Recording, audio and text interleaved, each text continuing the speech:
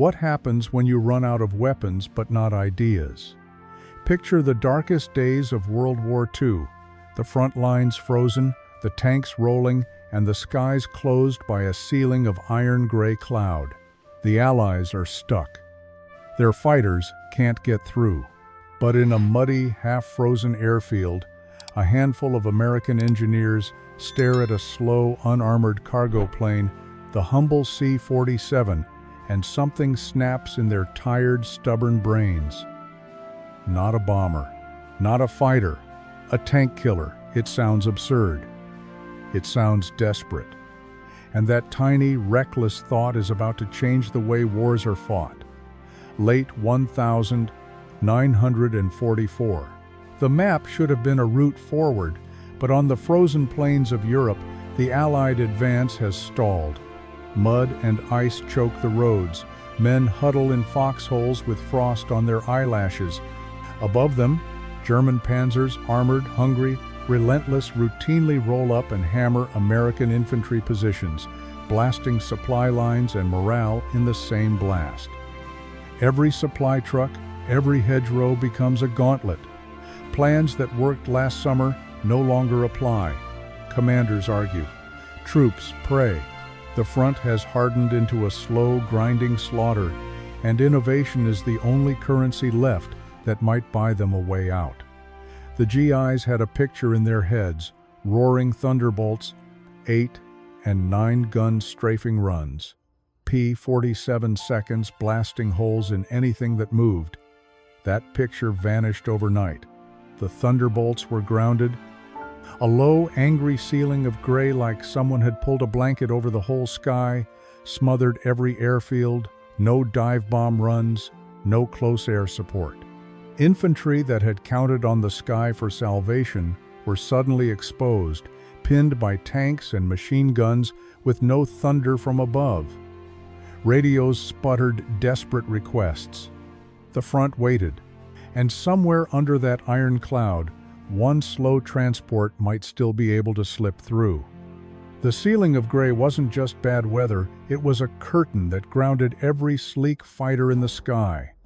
Only one plane could thread through that murk, the C47 Skytrain. Slow, stubborn, unarmored, built to move supplies, troops, and parachutes, not to trade fire with tanks. It lumbered like a workhorse, engines churning, cargo bay hollow, and honest about its purpose.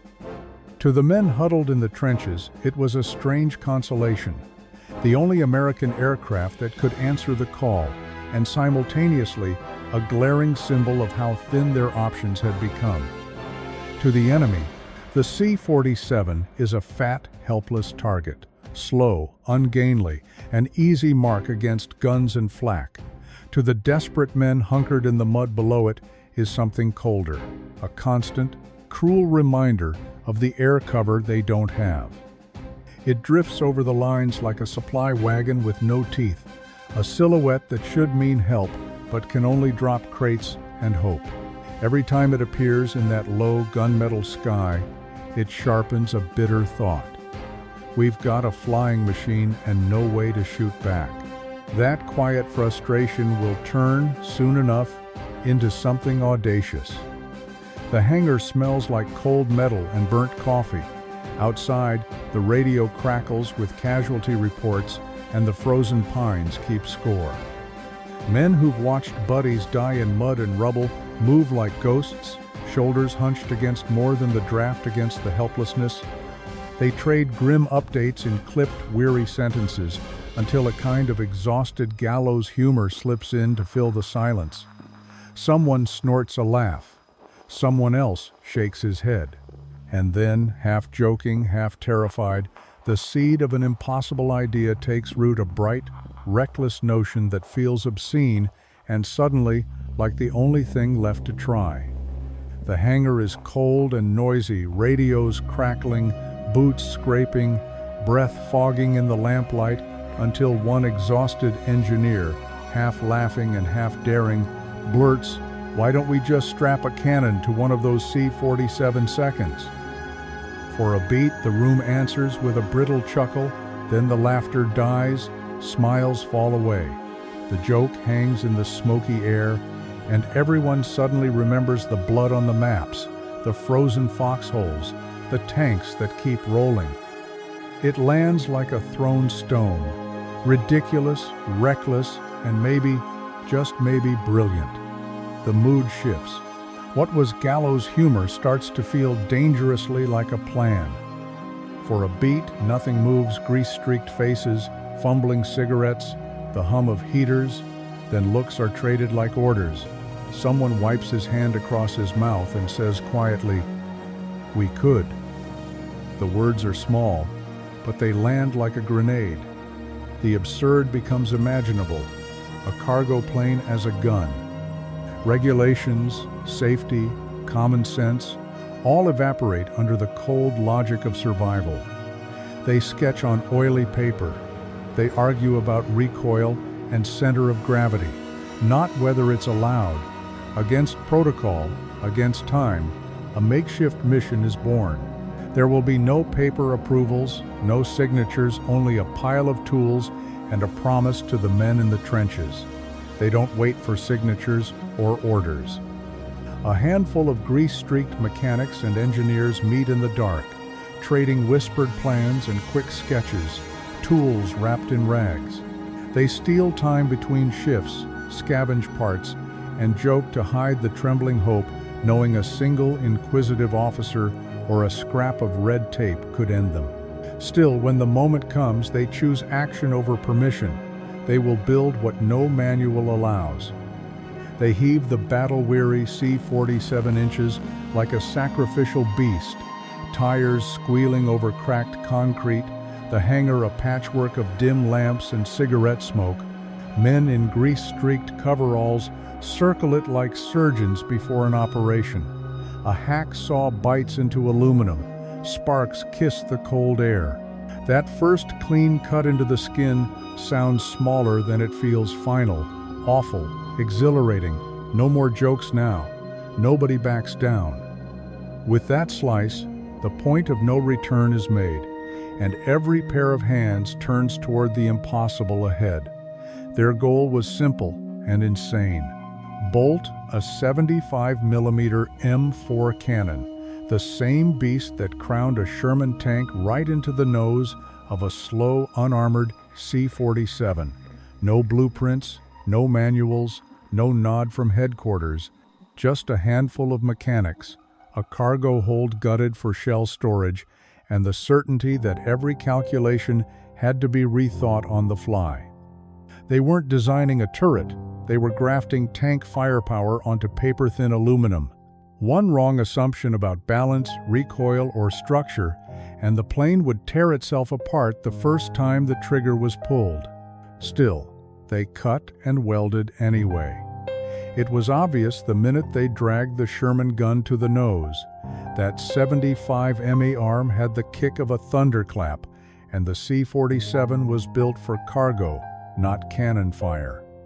One shot and the recoil would snap rivets, buckle skin, rip control surfaces off, turning a lumbering transport into a falling coffin. Engineers ran the numbers out loud, faces tight as wrenches, imaginations filling in worst-case scenarios, the whole nose folding back, the tail yawing into an uncontrollable spin, men thrown against bulkheads by physics they couldn't argue with. There was no margin for error. If the plane was to live, they'd have to stiffen it fast. They strip a wrecked B-25 down to its bones and haul away slabs of armor, like surgeons harvesting grafts. Men pry, bolt, and weld by flashlight, sparks licking the night as plates are hammered into place over the C-47's fragile nose. It looks brutal and beautiful, a cargo plane wearing someone else's skin. The crew steps back, breathing smoke and hope, knowing this armor can take the first punch. It's a crude brace against a monstrous recoil, but it's not the whole answer. There's more work to tame that kick. They tore through junk piles and metal skeletons, hauling springs, hydraulic bits, and bent struts to a workbench that smelled of oil and cigarette smoke. and then set about designing recoil dampers from scavenged scrap welding, bolting, bending until the contraption looked more like art than engineering. They ran frantic calculations under oil lamp light, measured every force twice, because one misjudged recoil, one loose bolt, and the whole plane could come apart. So they built for brutality, then turned to the next problem, balancing that cannon with the aircraft's center of gravity. They'd tamed the recoil, but one cold truth still stared them down.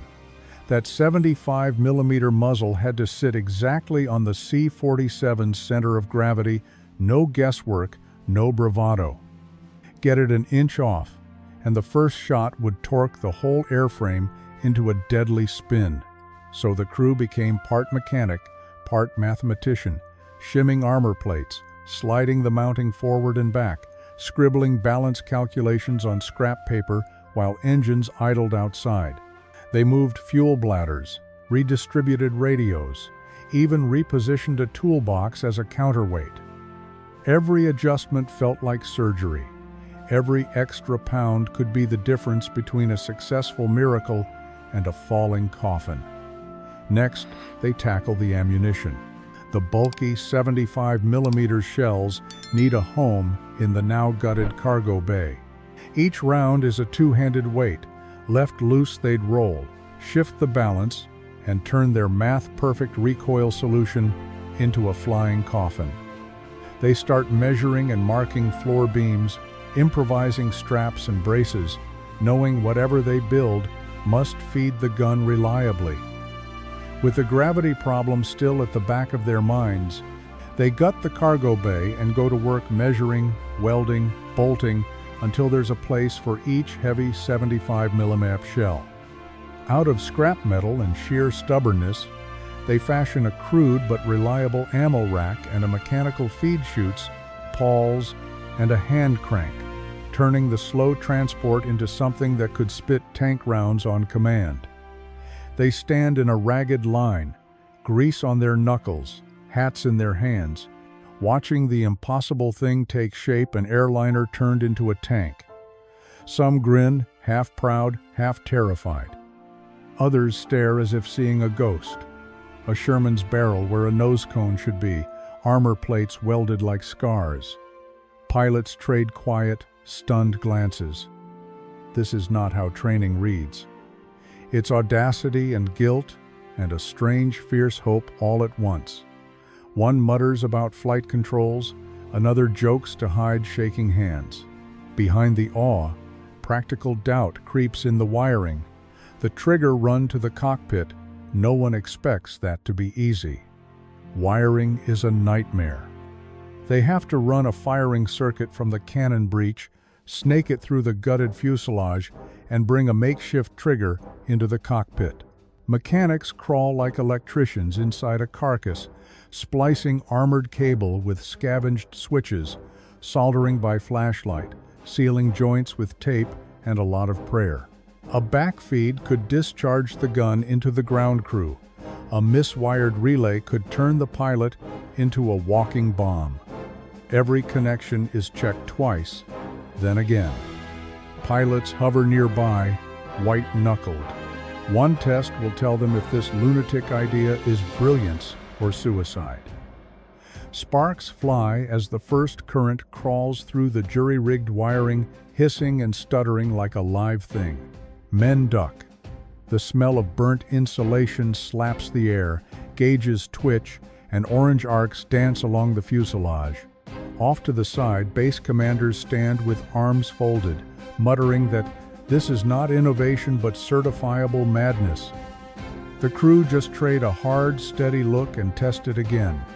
They work through the night, every hour a battle against time, and physics wrenches slamming, sheet metal screaming under the grinder, welds blooming hot like makeshift miracles. Adrenaline-drowned exhaustion.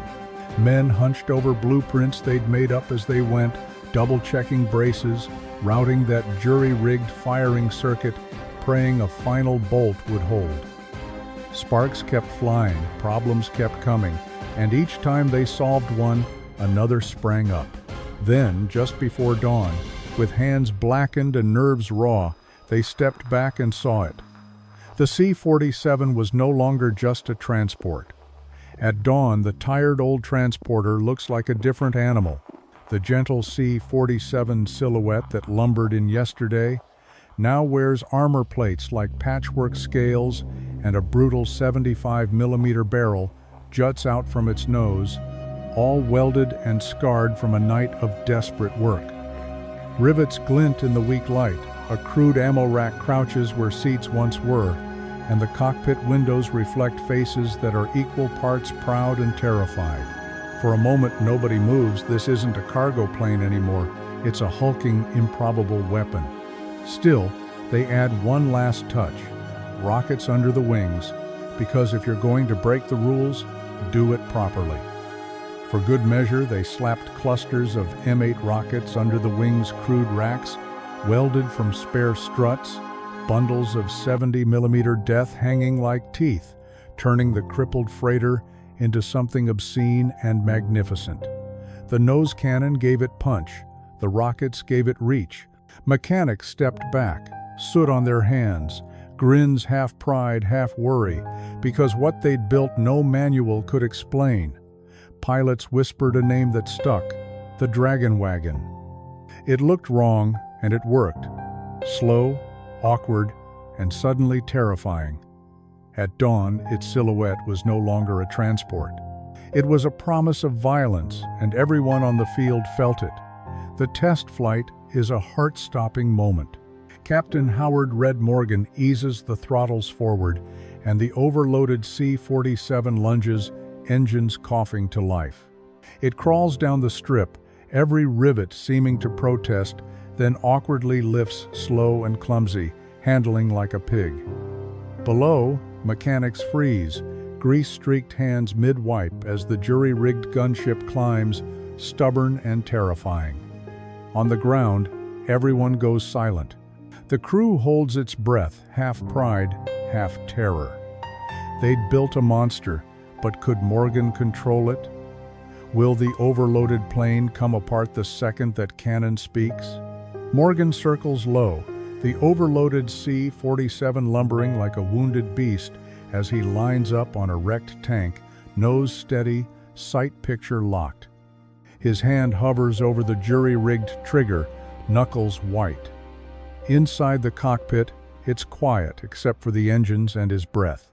On the ground, men freeze, mid-step. For a long second, the whole world holds its breath, then he decides. He presses the switch. The C-47 answers like a giant struck in the chest. The airframe convulses, a bone-jarring slam that ripples through rivets and skin. Smoke blasts into the cockpit, stinging eyes and filling the cabin with an acrid tang.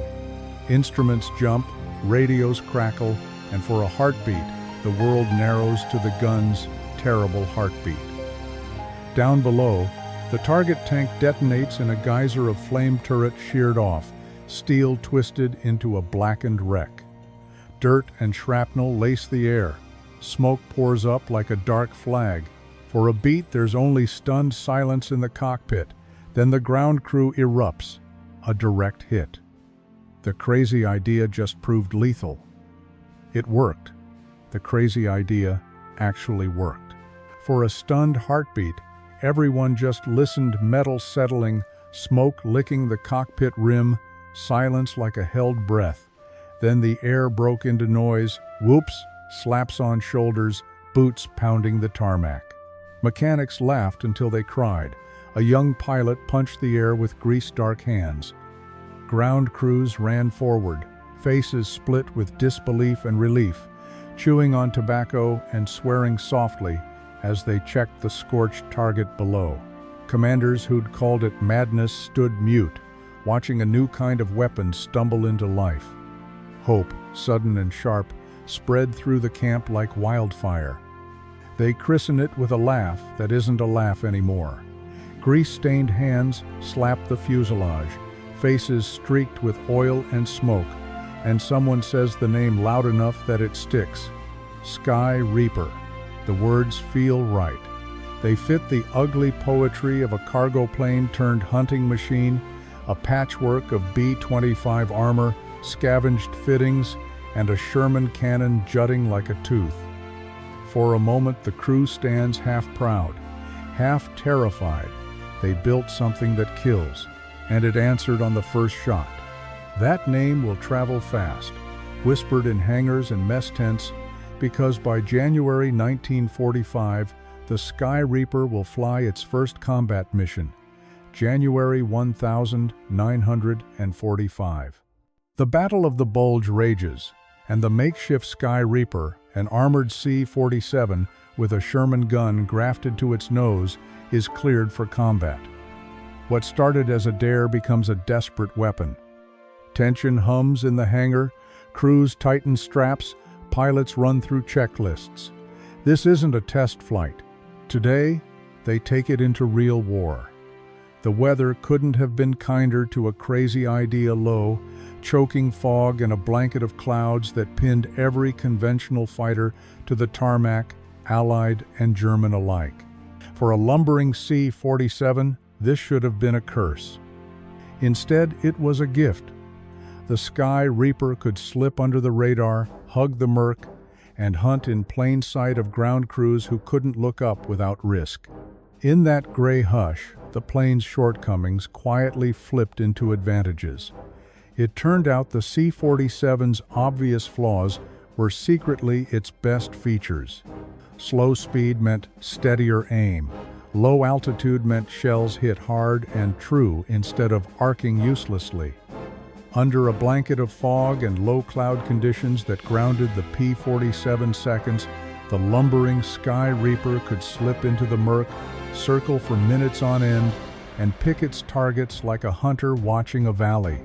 No frantic high-speed passes, no blind drops.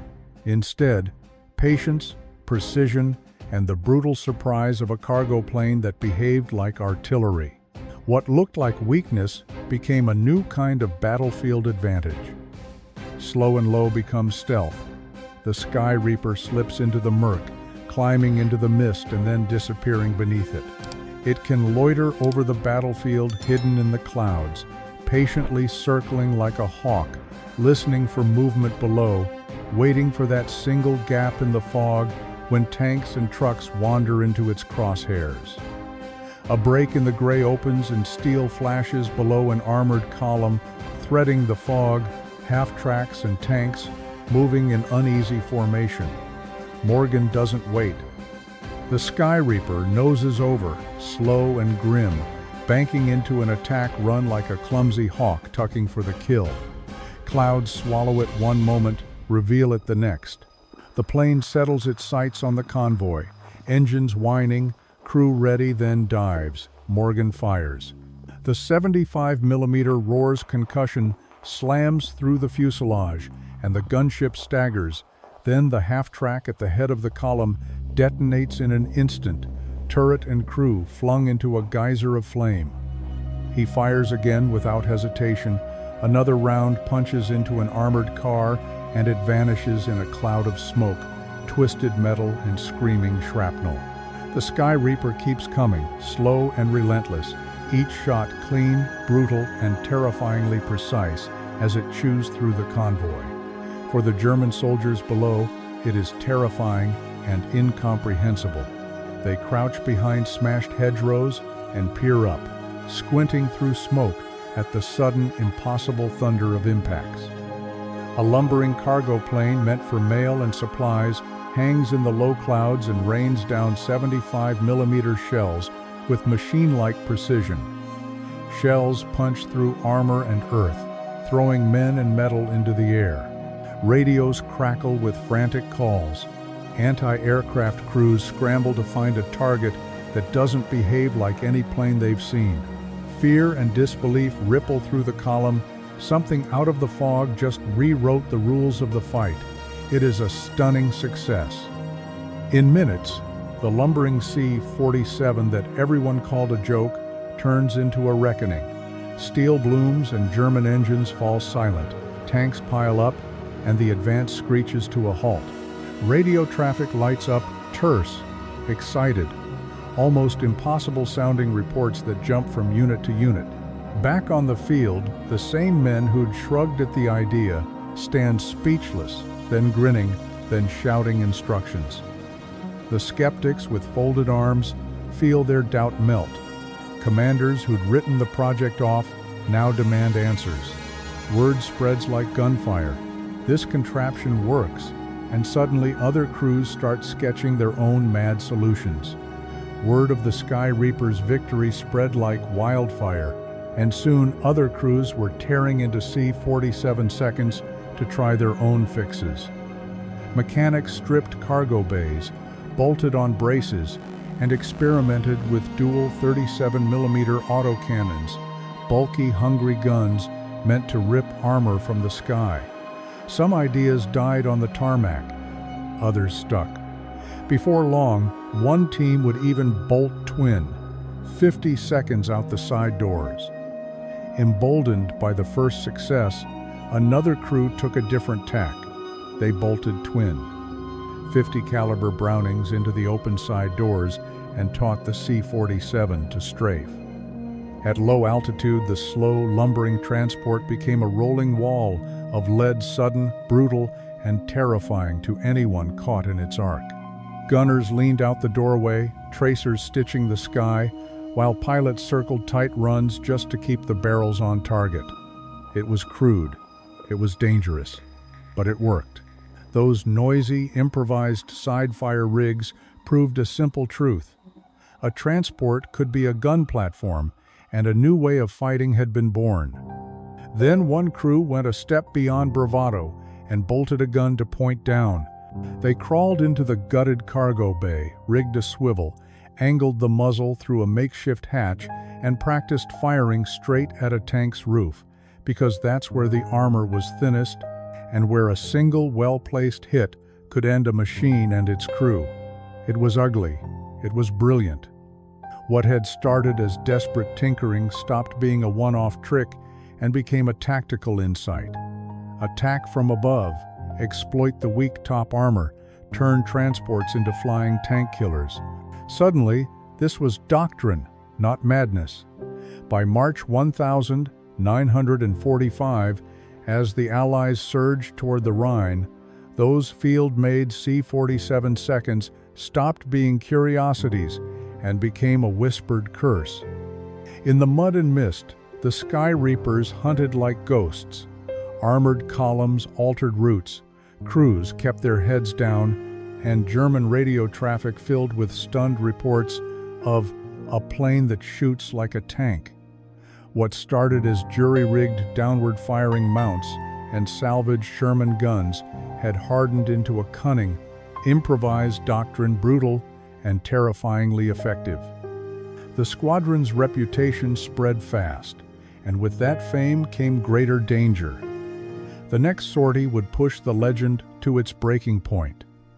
They picked Captain Howard "Red" Morgan for the job, no ceremony, just a curt order and a map.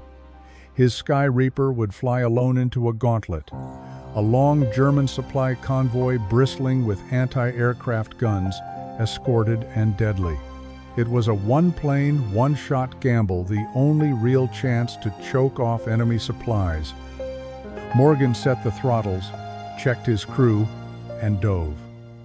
As Morgan dove, the sky erupted in a storm of flak.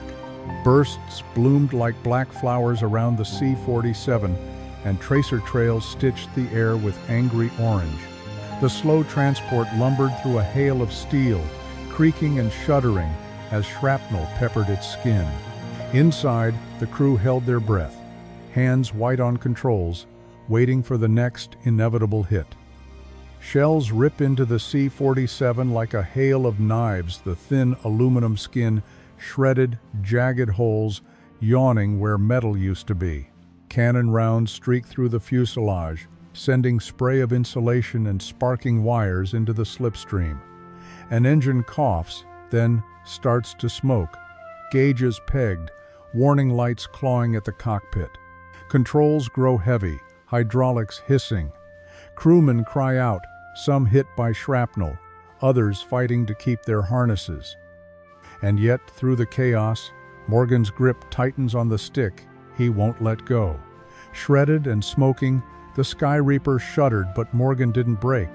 With one arm braced against bent controls and bullets kicking through the skin, he threaded the crippled C47 through a hail of flak, firing the 75 millimeters in measured bursts. Each shot rocked the airframe, sprayed smoke into the cockpit, and sent another German vehicle up in flames. Wounded men beside him fed shells. He fired again and again.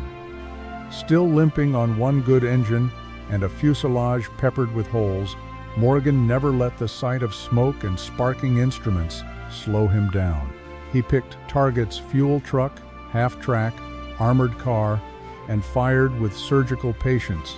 Each round punched through metal and sent another vehicle up in a gout of flame. When the last truck burned out, he hauled the crippled C-47 into a slow banking climb, trailing smoke and victory. The flight back turns into a hand-to-hand fight with a dying machine, alarms screaming, airframe creaking like an old ship, one engine coughing black smoke. Morgan fights the yoke with white-knuckled hands, coaxing responsiveness out of bent metal, while a medic straps himself to a wounded gunner and a mechanic jams a jury-rigged throttle linkage back into place. Every input is a prayer. Every shudder could be the last. When it finally screams onto the tarmac, skidding on rubber and smoke, the Sky Reaper looks less like an aircraft and more like a metal husk dragged through battle. Mechanics freeze mid-stride, grease-streaked hands hovering, while commanders go pale and simply stare at the shredded aluminum, ripped braces, and the cannon cocked at an odd angle. Crewmen climb out slow, coughing, bandages and soot on their faces, the smell of cordite still in the air. For a long, breathless beat, nobody cheers, just stunned silence, equal parts awe and dread, until one man, barely audible, says, "She made it." When it finally limped back and skidded to a stop, mechanics and commanders stood frozen, staring at something that barely qualified as a plane anymore. Twisted aluminum, scorched paint, a cannon still smoking from its last blast, one engine coughing black smoke, and yet it had come home. The Sky Reaper was barely recognizable, but it had done what it was sent to do: devastating armor, saving lives, and lived to tell the tale. There was a stunned, reverent silence, then a handful of rough, hoarse cheers.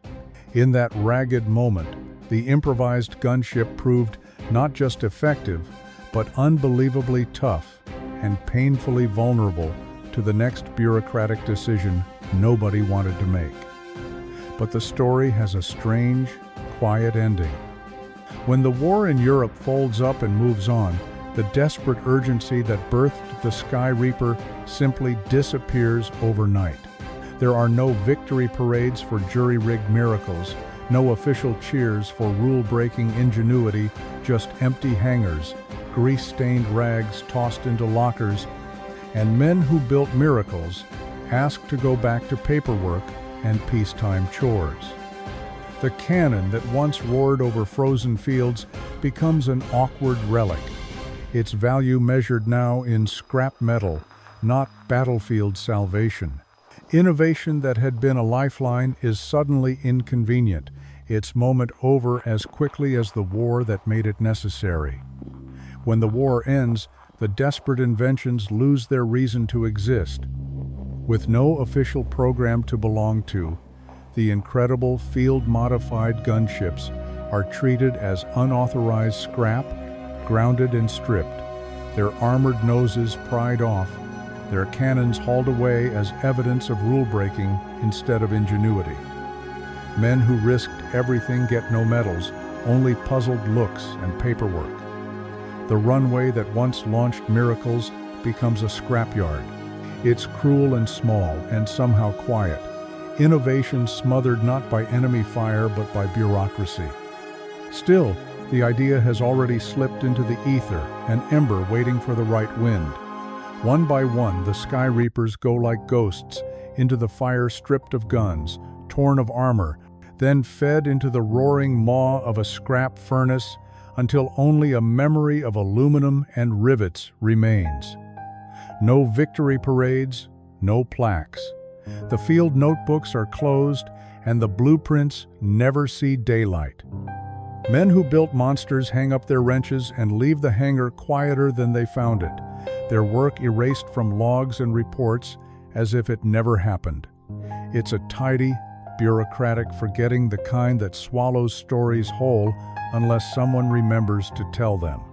The crews who flew those metal beasts and the grease-streaked mechanics who built them walked away with nothing but tired hands and a handful of quiet pride.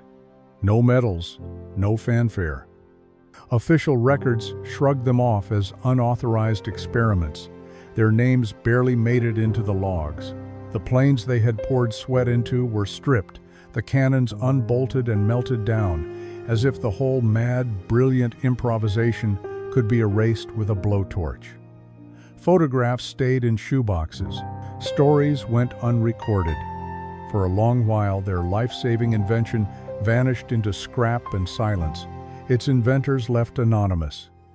The planes were gone, the metal melted, and the men moved on, but ideas have a longer shelf life than orders. A decade after the Sky Reaper was dismantled, a new war dragged old problems back into the light, and engineers who'd been kids in 1945 remembered what worked. In Korea, rough airstrips and a need for persistent, low-altitude firepower gave those half-forgotten experiments a second life. Cargo planes were once again pressed into gunship roles, this time with lessons learned and a little more official blessing. It wasn't the end of the story. It was the quiet rebirth that would echo into Vietnam and beyond. By Vietnam, that ragtag idea had teeth. The AC-47 Puff the Magic Dragon, a humble C-47 crammed with side-firing miniguns, became a legend. Flying slow and low, circling like a hunting dog, it could lay down a ring of flak so dense it turned night into a wall of tracer and thunder. Troops on the ground called for Puff and watched entire ambushes melt away under its fire. It wasn't elegant. It was brilliant in its simplicity, a direct echo of those desperate 1,945 experiments, scavenged parts, desperate pilots, and the stubborn belief that a cargo plane could be a weapon. That improvised chain of experiments didn't stop in Vietnam, it escalated. The AC-47's side-firing legs taught crews how to loiter and lay down brutal, accurate fire.